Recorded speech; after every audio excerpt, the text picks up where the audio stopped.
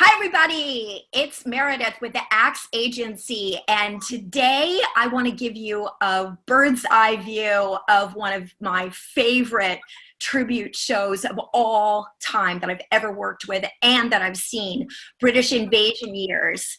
Today I have the two masterminds behind the show with me so that you can get an idea of really what makes them so special, in my opinion. So Robert, first of all, British Invasion Years is so different because it covers so many different groups and really hits that I know that I grew up with. Tell us a little bit how you guys came up with that concept. Well, thanks, Meredith, and thank you for having us on. Well, it's pretty simple. Lee and I have been together as music partners and friends for the last 30 years, and we were performing as duos and just kind of knocking around in cafes and some local establishments. And we'd had basically enough of that and said, let's do something really special. We thought, well, the Beatles, as much as we love them, let's not just focus on just the Beatles, because there's literally hundreds of Beatle tribute acts. What can we do that's different? And I kind of suggested, why don't we do like a British invasion theme? And then Lee thought, that's awesome, but let's add a little twist to it by saying, hey, what did the Americans have to do with that era? And how did they respond? And that's basically how the idea came up. We were sitting in front of my house at 3 o'clock in the morning and thought of better ways to make use of our musical performing time than to just be knocking around in local establishments. And this is where it all evolved from. That's fabulous. Lee, tell me some of the groups that you guys, in there, because there are tons of really fabulous tunes out there. What are the groups that have become the favorites over the years of the audience and that you just seem to, like, you have to include this song in this show? Yeah. Hey, Meredith. Hey. There are so many. And one of the things we did when we embarked on doing the show was the idea of presenting the hits. So we did a lot of research and looked at the hits and songs that were iconic to the era. So we uncovered all these great bands like Herman's Hermits and the Dave Clark Five and the Kinks and the Who, the Moody Blues, which tends to be a showstopper. We do a Tuesday afternoon. And Wow. People are pretty amazed simply because a band dares to do it, but we also pull it off very well. We try to do everything note for note with just 4 guys.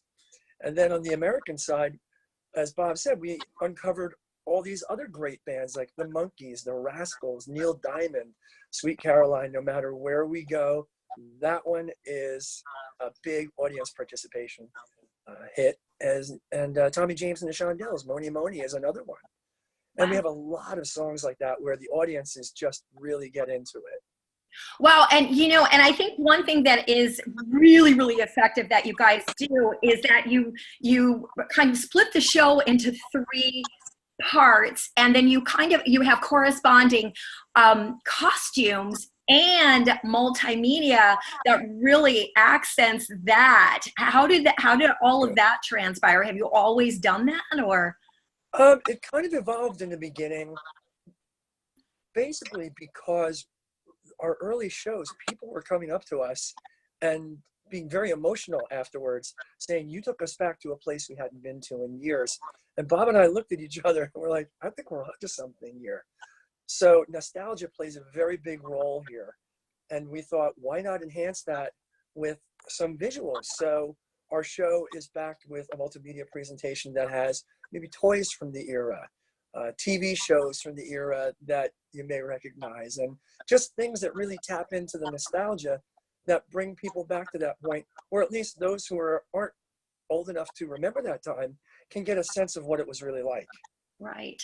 So, and I think one of the things that I talk about the show evolving, Bob, last year, I think it was last year, or maybe halfway through the year before, when just this whole new unsung hero concept was birthed, and talk about emotional.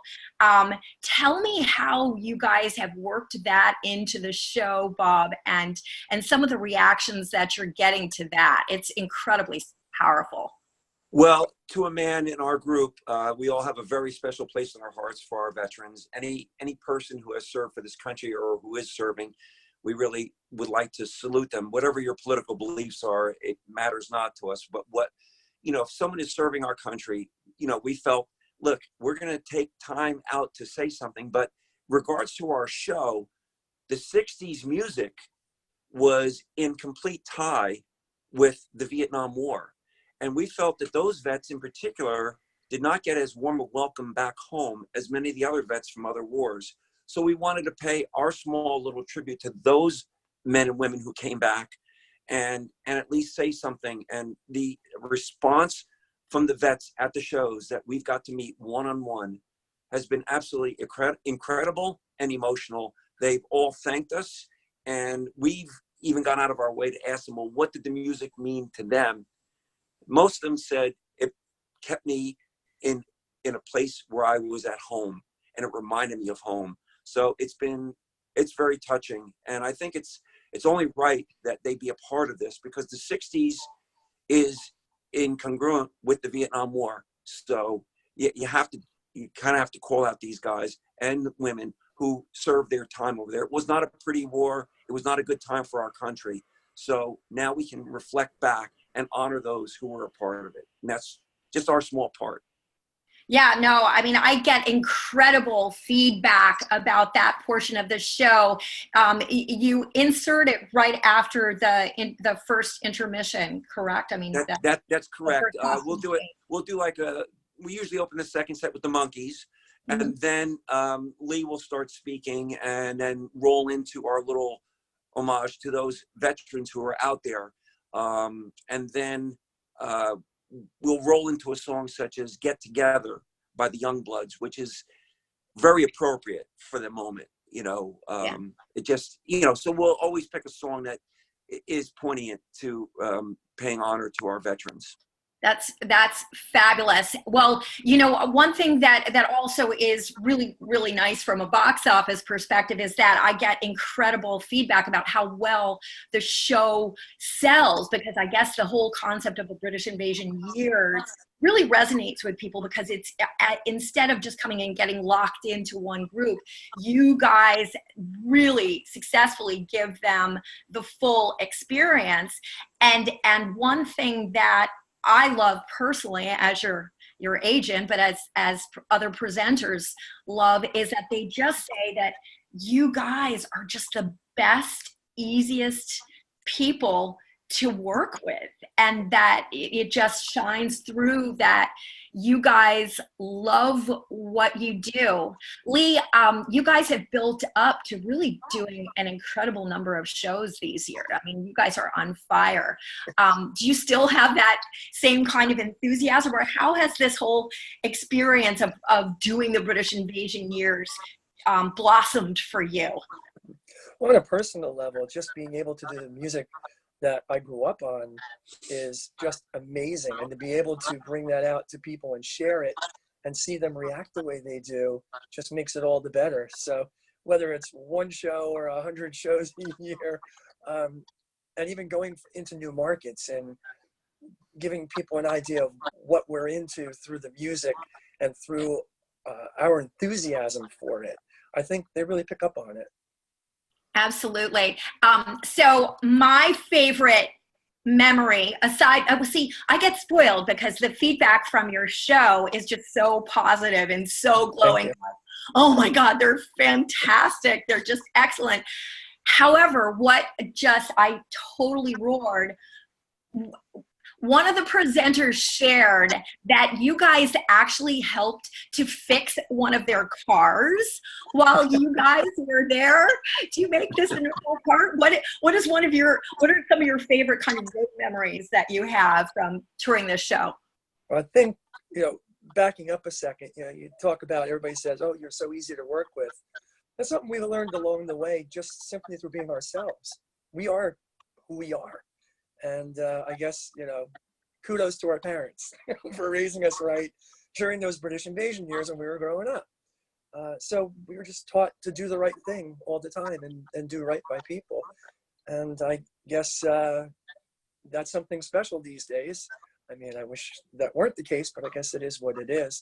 But yeah, so many great road stories. I could go through a whole litany of them. but then we would bog down the whole rest of the interview. But yeah, you know, we're packing out and someone's struggling with their car. We walk over and say, what's going on, you know, and they're stuck. So we try and help them out best we can. And, you know, we know that they would do the same for us too.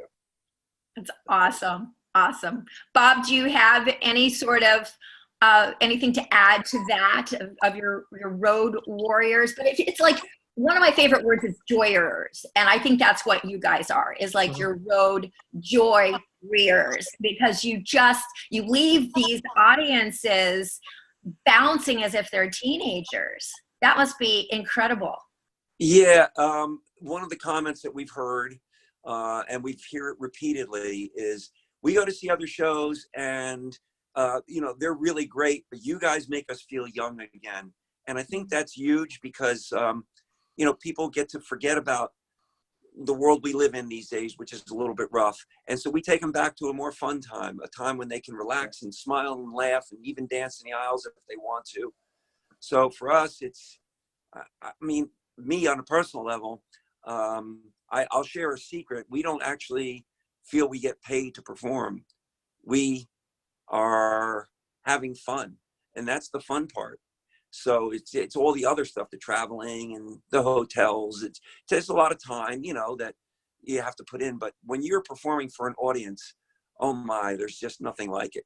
There's absolutely nothing like it. I get such joy out of seeing people smile and having a great time, because after all, that is what we do. Our job is to have fun and translate that to an audience so that they can have fun. That's what it's all about.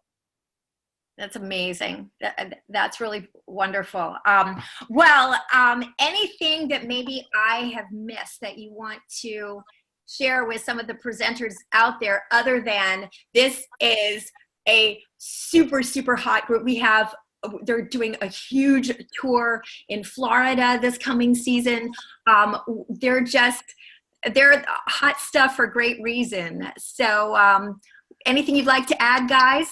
Robert? Well, the only thing I would say is that when we rehearse these songs, our aim and target is to sound like it did on the original recording.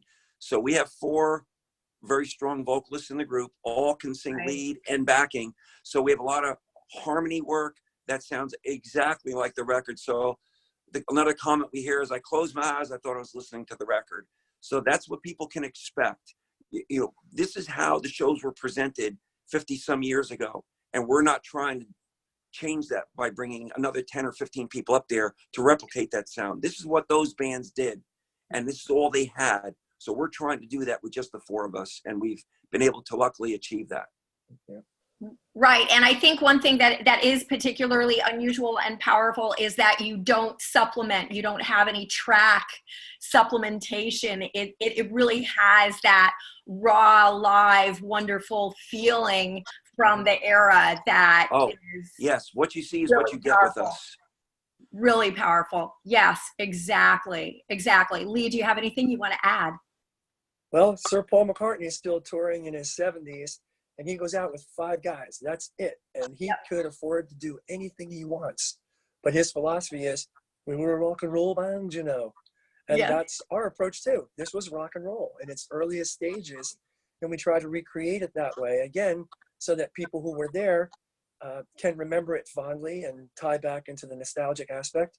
And the people who weren't there can get a sense of what it was really like in its rawest form, and how magical and special it was, because nothing preceded it like it.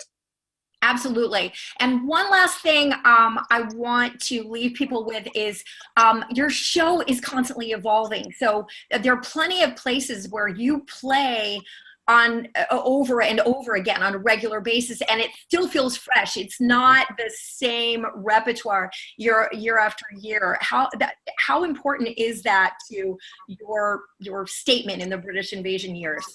Well, it is. I'm sorry. Basically, we have a set list that, you know, I keep on an Excel spreadsheet, and when we go back to a place, which we normally get callbacks to go, so we can see what we played the last time. And then we can go into our repertoire of 100+ songs and say, all right, let's swap these out. Of course, there's many go-to songs that we have to do no matter what. But that's just the way it is. But we are able to have that ability of swapping out songs, so the audience doesn't see the exact same show after show after show. They get more songs, they get more artists. So it's never dull or repeated. That's fabulous. And Lee, are you guys able to kind of customize a show? Like we do have, book you for some corporate events. Are you able to kind of theme it up even more? Like, if with special requests, how easy? I mean, you guys, the repertoire of the songs that you guys know is just amazing. Mm-hmm. Yeah, you bring up a great point. And the big reason why we're able to do different shows is that we virtually have an unlimited wealth of material by doing an era show as opposed to one single band. The other advantage to that too is somebody may not particularly like one band, but they may like a different one from the same time. So our shows have something in it for everyone. So we have a broad appeal to a larger audience than most tribute acts that are out there. But with regard to customization, yeah, we can customize to a certain extent with the repertoire that we have. And clients do say, oh, you know what, this particular song is something that is very close to one of our, colleagues. Would you mind doing that? And of course, we would be happy to. The funniest thing about it all is our to-do list is bigger than our repertoire list, which is already a couple hundred deep. Wow, that's amazing. Yeah. Well, guys, thank you so much for sharing. This is just one of my favorite shows on the entire roster to book, just because the feedback is that, you guys are easy to work with. The setup, the load in from start to finish, the audiences love it. So it makes the presenters look like heroes. You guys have just keep on doing the amazing job that you're doing. And thank you so much for taking the time out of your day to just share and let some of the presenters out there have just a little bit more of an idea of who's behind this incredible concept. Lee and Bob, you guys just thank you. You do an amazing job. And thank you, Meredith. Thank you. You've been an absolute treasure to work with over these last few years. You really are. You represent us well. You're proof positivity all the time. I've never seen you without a smile. That's the people we want to be around. Gosh, guys. I echo those sentiments too. I guess you hear all the time, you're judged by the friends you keep. Well, we're judged by the agency we keep, and we mean that. Thank you. That's so touching. Oh my gosh. Thank you guys so much. Well, talk about an ultimate love fest that we're having here. We love you two presenters. If you Peace take and love. time to watch us. Peace. Yeah. So just give me a call or on the computer to book these guys. They're amazing. Can't guarantee they will fix your car for you every time, but you won't regret it. All right. Bye-bye for now. Bye-bye. Take care, everybody. Hope to see you soon. See you guys soon. Bye. Bye-bye. Bye.